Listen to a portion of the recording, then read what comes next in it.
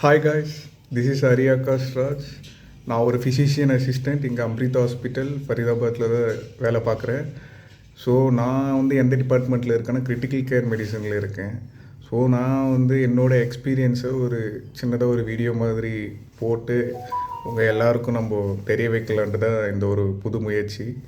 So நான் இன்றைக்கி என்ன பற்றி பேச போகிறேன்னா சி டிஃப் இன்ஃபெக்ஷன் அப்படின்னு சொல்லுவாங்க. அப்படின்னா என்ன, அது எதனால் வருது? ஸோ இந்த சிடிஃப்ன்றது இதுவும் ஒரு நுண்ணுயிர் தான். என்ன மாதிரி நுண்ணுயிர்னால் இதுக்கு நம்ம ஆக்சிஜன் தேவையில்லை. ஸோ இது ஆக்சிஜன் தேவையில்லாமையே இது வளரும்.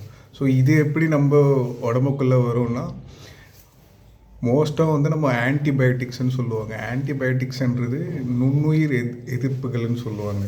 ஸோ அந்த நுண்ணுயிர்களை நம்ம எதிர்க்கிறதுக்கு தான் இந்த ஆன்டிபயோட்டிக்ஸை நம்ம எடுக்கிறோம். ஸோ இது நம்ம சில ஆன்டிபயோட்டிக்ஸ் இருக்குது, அதெல்லாம் நம்ம எடுக்கும்போது இந்த இன்ஃபெக்ஷன் வரலாம்.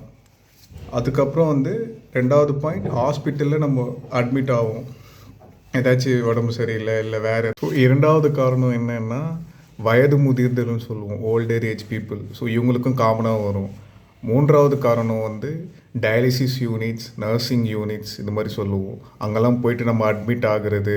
ஸோ இது மாதிரி பண்ணும்போதும் இந்த சிடிஃப் இன்ஃபெக்ஷன் வரலாம். நான்காவது காரணம் ரயில்ஸ் டியூப்னு சொல்லுவாங்க.